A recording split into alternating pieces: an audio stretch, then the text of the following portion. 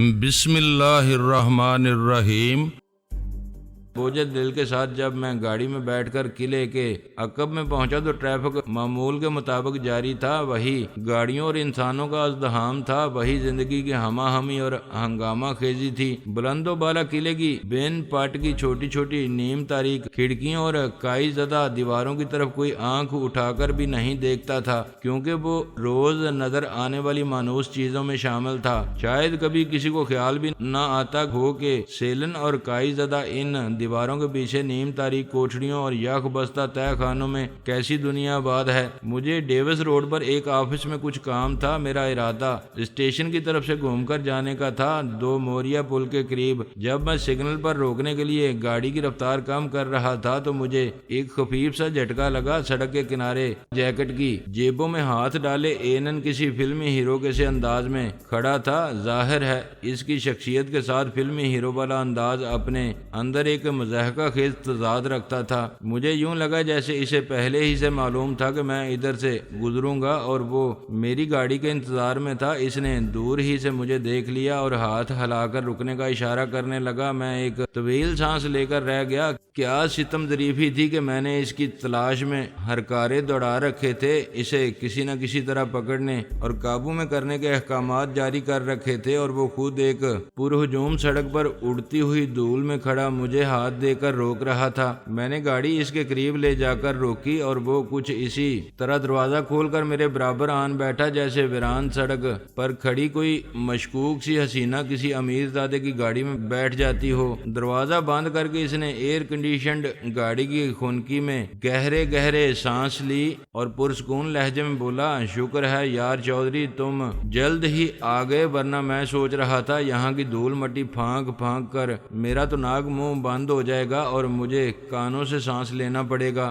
انداز ایسا ہی تھا جیسے وہ میرا بے تکلف دوست تھا اور میں خود اسے وہاں ملنے کا ٹائم دیا ہوا تھا۔ میں نے گور کر اسے دیکھا لیکن وہ میری نظروں سے بے نیاز اپنی جیب سے ایک ننھی سی کنگھی نکال کر اپنی لمبی لمبی زلفیں درست کرنے لگا۔ میں نے خاموشی سے گاڑی آگے بڑھائی تو وہ کنگھی جیب میں رکھتے ہوئے بولا، کیا بات ہے، بہت چپ چپ ہو کیا؟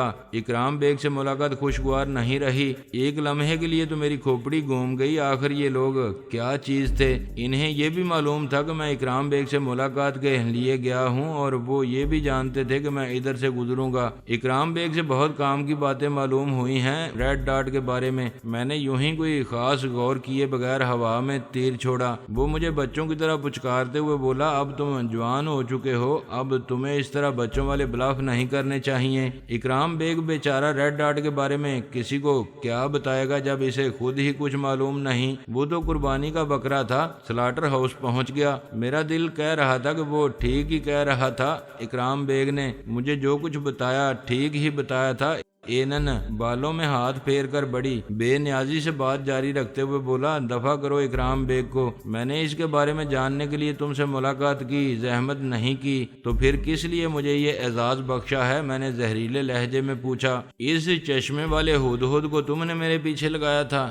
اس نے ہلکی سی خفگی سے پوچھا۔ میں سمجھ گیا کہ اس کا اشارہ وسیم احمد کی طرف تھا، لیکن میں نے ایک بار پھر انجان بننے کی ہلکی پھلکی سی کوشش کر ڈالی، حالانکہ مجھے معلوم تھا اس مفوق الفطرت سے آدمی کے سامنے اس قسم کی کوششیں بیکار ہی تھیں، اور میں ان کوششوں کو ناکام ہوتے دیکھ کر ہلکی سی کھسیاہٹ بھی محسوس کرتا تھا۔ پھر بھی غیر ارادی طور پر میں یکدم اعتراف نہیں کر پاتا تھا۔ کون چشمے والا ہدہد؟ میں نے معصومیت سے پوچھا۔ ایک تو تمہیں غیر ضروری موقعوں پر انجان بننے کی بڑی عادت ہے، حالانکہ اس کا کوئی فائدہ نہیں ہوتا۔ وہ ٹھنڈی سانس لے کر بولا۔ اس نے تقریباً وہی بات کہہ دی تھی جو میں خود ہی محسوس کر رہا تھا۔ وہ بات جاری رکھتے ہوئے بولا، اس چگت نے ایک لمحے کے لیے مجھے چکر دے دیا تھا، وہ بھی صرف اس لیے کہ اس کی شکل چگدوں جیسی تھی، لیکن گودام میں بند ہوتے ہی مجھے احساس ہو گیا تھا کہ میں چوٹ کھا گیا ہوں۔ اس گدھے کو دیکھو، بعد میں گودام میں گیس چھوڑ کر مجھے بے ہوش کرنے کی کوشش کوشش بھی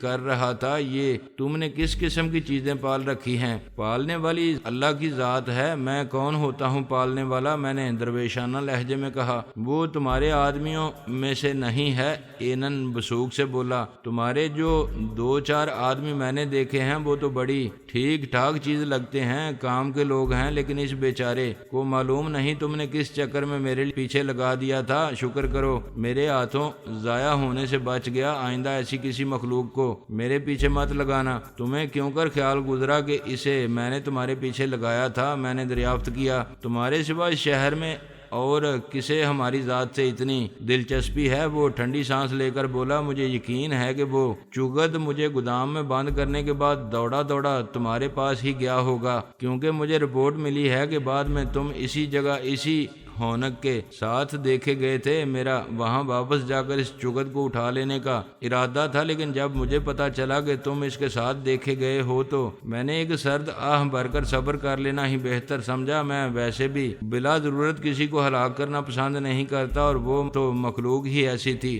کہ اسے ہلاک کرنے کو دل نہیں چاہتا، ترس آتا ہے۔ پھر جب یہ معلوم ہوا کہ وہ تمہارا حکم کا غلام دکھائی دیتا ہے تو اسے بالکل ہی بخشنا پڑا۔ آخر تم دوست ہو ہمارے، تمہاری حماقتیں ہم معاف نہیں کریں گے تو کون معاف کرے گا؟ آپ کا یہ احسان بندہ مرتے دم تک نہیں بھولے گا۔ ذل الہی، میں نے زہریلے لہجے میں کہا، بس یہی بتانے کے لیے آپ نے مجھے شرف ملاقات بخشا تھا؟ نہیں، میں جاننا چاہتا تھا کہ تم کیوں مجھ سے ملنے کے خواہش مند تھے، اور اس کے لیے تمہیں ایسے الٹے سیدھے طریقے اختیار کرنے کی کیا ضرورت آن پڑی تھی؟ تمہیں اگر اس خادم کی ضرورت ہو تو تم براہ راست مجھے طلب کر سکتے ہو، میں سر کے بل تمہاری خدمت میں حاضر ہو جاؤں گا۔ وہ بڑی محبت سے بولا، پہلے کی طرح سب مشین گن سے گولیاں برساتے ہوئے آؤ گے یا رائفل کا بٹ مار کر کھوپڑی توڑنے کی کوشش کرتے ہوئے؟ میں نے بدستور تلخی سے کہا۔ ارے نہیں یار، وہ ہنس کر بے تکلفی سے بولا، اب صورتحال بدل چکی ہے، اب ان چیزوں کی ضرورت نہیں۔ وہ کچھ اور مراحل تھے، ان کا کچھ اور پس منظر تھا، تاہم اس وقت بھی تمہیں ہلاک کرنا مقصود نہیں تھا۔ اب حالات کچھ اور ہیں، اب تو تم ہی کچھ مار داڑ کرو گے تو کرو گے، ہمارا تو اس قسم کا کوئی ارادہ نہیں ہے۔ تم ٹھنڈے دل سے ہمیں سمجھنے کی کوشش نہیں کر رہے، ہم تو بڑے امن پسند لوگ ہیں۔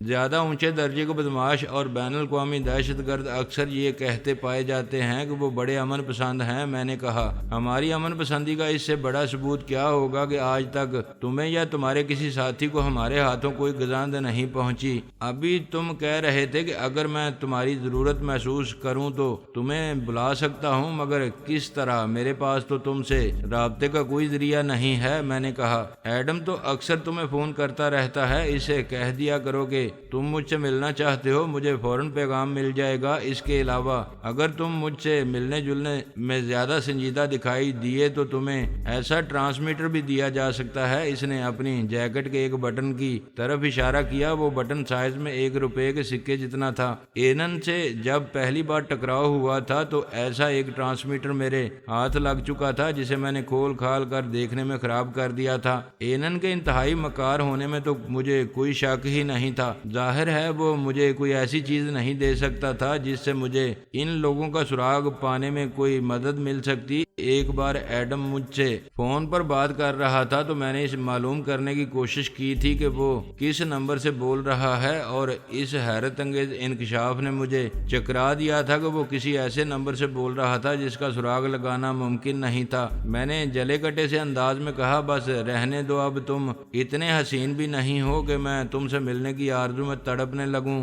وہ وقت آنے ہی والا ہے جب تم ہم سے ملنے کی آرزو میں تڑپنے لگو گے۔ وہ کسی بندر کی طرح مسکراتے ہوئے بولا، خدا مجھے وہ وقت نہ دکھائے۔ میں نے آواز بلند اور صدقے دل سے دعا کی۔ اسی دوران ڈیوس روڈ پر اس دفتر کی عمارت آ گئی جس میں مجھے کام تھا۔ میں نے گاڑی اس کی طرف موڑنے سے پہلے رفتار بالکل کم کرتے ہوئے کہا، مجھے اس عمارت میں کام ہے، تمہارا کیا پروگرام ہے؟ اس کا استخوانی ہاتھ کسی آہنی پنجے کی طرح اسٹیئرنگ وہیل پر آن جما اور وہ ہموار لہجے میں بولا، سیدھے چلتے رہو، اپنا کام کسی اور وقت پہ اٹھا رکھو۔ تمہیں کیوں کر یقین ہے ہے کہ میں تمہاری بات مان لوں گا؟ میں نے گاڑی روکتے ہوئے پوچھا۔ میری بات ماننے کے سوا تمہارے لیے کوئی چارہ نہیں ہے، کیونکہ تمہاری گاڑی کے نیچے ایک ریموٹ کنٹرول پلاسٹک بم چپکا ہوا ہے۔ ریموٹ کنٹرول جس جگہ موجود ہے وہاں تم کبھی نہیں پہنچ سکتے۔ وہاں ہماری اس تمام گفتگو کا ایک ایک لفظ سنا جا رہا ہے، اور اگر اس گفتگو کا اختتام میرے بولے ہوئے ایک کوڈ ورڈز پر نہ ہوا تو بم پھٹ جائے گا۔ اگر اس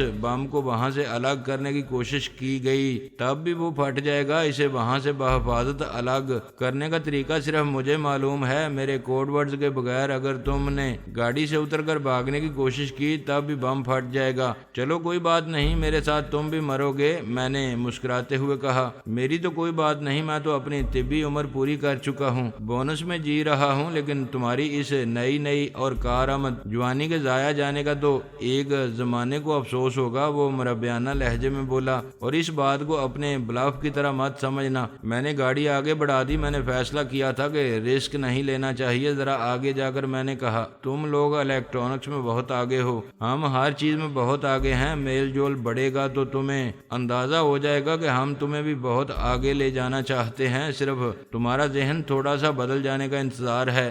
بہت جلد ہمارے بڑے تم سے آمنے سامنے بیٹھ کر بات کریں گے، اور بس اب وہ وقت زیادہ دور نہیں ہے۔ میں یہ باتیں کرنے کا مجاز نہیں ہوں اور مجھے کچھ زیادہ معلومات بھی نہیں ہیں۔ تو پھر تم میری گاڑی میں سوار کیوں ہوئے تھے؟ محض کچھ دیر بکواس کرنے کے لیے، میں نے جاننا چاہا۔ یہ بکواس نہیں، یہ سب ضروری باتیں ہوتی ہیں، وہ سنجیدگی سے بولا۔ مجھے تو حیرت ہو رہی ہے کہ اتنی فضول باتوں کے لیے تم اتنی اہتمام کرتے ہو، کہیں گاڑی کے نیچے ریموٹ کنٹرول بم لگانا اور کہیں کوڈ ورڈز طے کرنا۔ میں نے ترحم آمیز لہجے میں کہا، ہمارے لیے یہ تقریباً معمول کے کام ہیں۔ وہ بے پرواہی سے بولا، تم سے ملتے وقت تھوڑی بہت احتیاط تو رکھنی پڑتی ہے۔ تمہارے بارے میں یہ اندازہ لگانا مشکل ہوتا ہے کہ تم کب کیا کر گزرو۔ میری نقل و حرکت کے بارے میں باخبر رہنے کے لیے میرے خیال میں تم لوگ الیکٹرانک سے ہی سب سے زیادہ مدد لیتے ہو۔ میں نے کہا، ہاں مگر اس کے علاوہ بہت سے ذرائع ہیں۔ وہ بے نیازی سے بولا، ادھر موڑ لو۔ اس نے PIA آفس سے اپر مال کی طرف مڑنے کا اشارہ کیا۔ ارادے کیا ہیں؟ مجھے اغوا کرنا ہے؟ میں نے پوچھا۔ نہیں، وہ ہنس کر بولا، اس کی ہنسی میں بھی بندر کی خوخیاہٹ کی جھلک تھی۔ تمہیں ہم بے قائمی ہوش و حواس اور جاگتی آنکھوں کے ساتھ اغوا کرنے کا خطرہ مول نہیں لے سکتے۔ ہمارے بھی نہ جانے کس آدمی کو لے بیٹھو اور خود کو بھی ہلاکت میں ڈالو گے۔ پھر وہ تحسین امیز لہجے میں بولا، تمہارے اعصاب کی مضبوطی کا تو میں شروع سے قائل ہوں، اس وقت کچھ اور قائل ہو گیا ہوں۔ تم ایک ایسی گاڑی میں سفر کر رہے ہو جس کے نیچے بہت طاقتور پلاسٹک بم فٹ ہے۔ تمہیں کوئی خوف یا بے چینی محسوس نہیں ہو رہی؟ خوف یا بے چینی کا کیا فائدہ؟ میں نے بے نیازی سے کہا، اوپر والے نے اگر موت لکھی ہوگی تو اسے میں روک نہیں سکتا، اور پھر میرے ساتھ تم بھی تو ہو۔ اگر مرا تو تمہیں ساتھ لے کر ہی مروں گا، بس یہیں روک دو۔ اچانک اس نے ایک جگہ سڑک کے کنارے موجود درختوں کی طرف اشارہ کرتے ہوئے کہا۔ میں نے گاڑی وہیں ملگجے اندھیرے میں روک دی۔ ایک لمحے کے لیے ہم دونوں بالکل ساکت بیٹھے رہے، صرف انجن کی نہایت ہلکی سی سرسراہٹ سنائی دیتی رہی۔ تم پر کیا فالج گر گیا ہے؟ بالآخر میں نے پوچھا۔ وہ میرے الفاظ پر دھیان دیے بغیر بولا، میرون کلر کی ایک کرولا ہمارے تعاقب میں تھی، لیکن وہ آگے نکلتی چلی گئی ہے اور غائب ہو چکی ہے، واپس بھی نہیں آئی، اور آگے جا کر بھی کہیں نہیں رکی۔ کیا اس میں تمہارا آدمی تھا؟ خطرات جوں بڑھ رہے ہیں، میں نے حفاظتی انتظامات اتنے ہی کم کر دیے ہیں، میں نے جواب دیا۔ میں نے اب اپنے آدمیوں کو اپنا تعاقب میں رہنے سے منع کر دیا ہے۔ بہت خوب، بالکل ٹھیک کیا تم نے، اس کا کوئی فائدہ نہیں تھا۔ اگر وہ میرون کرولا غائب ہو چکی ہے تو تمہیں سمجھ لینا چاہیے کہ وہ ہمارا تعاقب میں نہیں تھی۔ میں نے اسے تسلی دینے کی کوشش کی۔ میں بھی اب اسی نتیجے پر پہنچا ہوں۔ وہ دروازہ کھولتے ہوئے بولا، میں اب تمہاری گاڑی کے نیچے گھس کر عذرائے مہربانی وہ پلاسٹک بم اتار دوں گا، لیکن اس دوران تم دور جا کر گن وغیرہ سے نقصان پہنچانے کی کوشش نہ کرنا، تم خود نقصان میں رہو گے۔ اس طرح کا ارادہ بھی مت کرنا۔ اگر تم گاڑی سے اترے تو میں بم اتارنے کا کام درمیان میں ہی چھوڑ دوں گا اور تمہارا خدا ہی حافظ ہوگا۔ وہ تو اب بھی ہے، میں نے بے پرواہی سے کہا۔ اس نے دروازہ کھولتے ہوئے کسی ناقابل فہم سی زبان میں چند الفاظ الفاظ بولے وہ غالباً اس کے کوڈ ورڈز تھے۔ پھر وہ اترا اور سانپ کی طرح گاڑی کے نیچے گھس گیا۔ کافی دیر تک وہ گاڑی کے نیچے سے نہ نکلا۔ یوں خالی بیٹھے بیٹھے مجھے تناؤ سا محسوس ہونے لگا۔ صورتحال مجھے کچھ مضحکہ خیز بھی لگ رہی تھی۔ میں کتنی سعادت مندی سے اینن کی ہدایت پر عمل کر رہا تھا، مجھے اپنے آپ پر ہنسی آ گئی۔ مجھے نہیں معلوم تھا کہ مجھے اس کی ہر بات پر یقین کرنا چاہیے تھا یا نہیں، لیکن فی الحال اس کے سوا کوئی چارہ بھی نہیں تھا۔ اب میں اپنے آپ سے پوچھ رہا تھا کہیں ایسا تو نہیں کہ وہ بم اتارنے کے بجائے در حقیقت اب بم نصب کر رہا ہو۔ پھر میں نے اپنے آپ کو پہلے کی طرح تانبے تقدیر چھوڑ دیا اور کھڑکی سے سر نکال کر ذرا بلند آواز میں شگفتگی سے پوچھا، اینن تم زندہ بھی ہو یا فوت ہو چکے ہو؟ بے صبری مت کرو یار، اس کی گوٹی گوٹی سی آواز سنائی دی۔ یہ بڑا نازک معاملہ ہے اور یہاں روشنی بھی نہیں ہے۔ میں نے منہ سے ٹارچ پکڑی ہوئی ہے۔ چند لمحے بعد بالآخر وہ گاڑی کے نیچے سے نکل آیا۔ اس کے ہاتھ میں چپٹا سا ایک مستطیل ڈبہ تھا جس کے ساتھ کچھ تاریں اور فیوز نما باریک باریک سی چیزیں جھول رہی تھیں۔ اب یہ بے ضرر ہو چکا ہے، وہ ڈبہ ہاتھ میں بلند کرتے ہوئے بولا۔ اس کا دوسرا ہاتھ پشت پر تھا۔ پھر اس نے وہ ڈبہ کچھ دور نشیب میں بہتی ہوئی نہر میں پھینک دیا، لیکن بم کے خطرے سے نجات پاتے ہی کوئی الٹی سیدھی حرکت کرنے پر مت تل جانا۔ وہ فوراً ہی پیچھے کیا ہوا ہاتھ سامنے لاتے ہوئے بولا۔ اس ہاتھ میں عجیب سی ساخت کا ایک ریوالور تھا جس کی نال بہت موٹی تھی۔ بڑی خوفناک گن ہے یہ، اس کی گولی جسم میں بالشت بھر چوڑا سوراخ کر دیتی ہے، گولی چھو کر بھی گزر جائے تو موت یقینی ہو جاتی ہے۔ وہ سرسری سے لہجے میں بولا۔ میں ساکت کھڑا رہا۔ جو ہی اس نے ڈبہ نہر میں پھینکا تھا مجھے بلا شبہ ایک ثانیے کے لیے خیال آیا تھا کہ مجھے کچھ کرنا چاہیے، لیکن اس فتنے سے کسی کچے پن کی توقع نہیں رکھی جا سکتی تھی۔ اسی اثناء میں مجھے درختوں کے عقب سے ایک شخص جھولتا ہوا سا اپنی طرف آتا دکھائی دیا۔ ہیولے سے وہ دبلا پتلا ہی معلوم ہوتا تھا۔ درختوں کے عقب میں ڈھلوان کچی زمین تھی جو سرسبز گھاس سے ڈھکی ہوئی تھی۔ اسی مختصر سی ڈھلان پر چڑھ کر وہ سڑک کے کنارے آ گیا اور کچی مٹی پر چلتا ہوا بے پرواہی سے سیٹی بجاتا ہوا ہماری طرف آنے لگا۔ اب میں اسے ذرا صاف طور پر دیکھ سکتا تھا۔ اس کے دونوں ہاتھ پتلون کی جیبوں میں تھے، سر پر فلیٹ ہیٹ تھا اور آنکھوں پر کچھ ایسا ابھرا ہوا سا تاریک چشمہ تھا جیسے کولو کے بیل کی آنکھوں پر کھوپے چڑھے ہوں۔ پتلی اور لٹکی ہوئی فومانچو کٹ مونچھیں تھیں، انہی سے میل کھاتی پتلی اور نکیلی سی داڑھی تھی جو صرف تھوڑی تک محدود تھی۔ وہ سیاہ جیکٹ اور پتلون میں تھا، بغل میں چھڑی دبی ہوئی تھی جیسی عموماً پرانے زمانے میں شرفا چہل قدمی کے لیے جاتے وقت بغل میں دبا لیتے تھے، حالانکہ چلتے وقت اس سے سہارا لینا مقصود نہیں ہوتا تھا۔ مجموعی طور پر وہ پرانی فلموں کا جوکر یا کامیڈین ہی معلوم ہو رہا تھا۔ اینن نے اسے آتے دیکھ کر گن جیب میں ڈال لی، لیکن اس کا ہاتھ بھی اس کے ساتھ ہی جیب میں رہا۔ جوکر نما شخص کے ہونٹوں کے گوشے میں سگریٹ جھول رہی تھی جو سلگی ہوئی نہیں تھی۔ مجھے حیرت تھی کہ وہ سیٹی کس طرح بجا رہا تھا۔ ہونٹوں کے گوشے میں سگریٹ دبا کر سیٹی سے اچھی خاصی دھن الاپنا ذرا مہارت کا کام تھا۔ اینن شک زدہ سی نظروں سے اس کی طرف دیکھ رہا تھا، لیکن مجھے معلوم تھا وہ میری طرف سے بھی غافل نہیں تھا۔ میں یقیناً اس کی جیب میں موجود گن کی زد پر تھا۔ قریب آ کر جوکر نما شخص رک گیا اور خواہ مخواہ باتیں پھیلاتے ہوئے بولا، ماچس ہوگی آپ کے پاس؟ اس کی آواز عجیب سی تھی، کچھ بیٹھی بیٹھی سی، کچھ پھٹی پھٹی سی۔ میری جیب میں لائٹر موجود تھا، حالانکہ میں سگریٹ نہیں پیتا تھا، لیکن میں نے لائٹر نکالنے کے لیے جیب میں ہاتھ نہیں ڈالا۔ مبادہ اینن یہ نہ سمجھ لے کہ میں گن نکالنے لگا ہوں۔ معاف کیجیے گا، میں سگریٹ نہیں پیتا، میں نے شائستگی سے کہا۔ اور میں بھی، اینن نے فوراً کہا، لیکن دوسروں کی سگریٹ سلگانے کا بندوبست رکھتا ہوں۔ اس نے وہی بات کی تھی جو کبھی کبھار میں بھی کرتا تھا۔ اس نے بائیں ہاتھ سے جیب سے ایک خوبصورت لائٹر نکالا اور اجنبی کی سگریٹ کو شعلہ دکھایا۔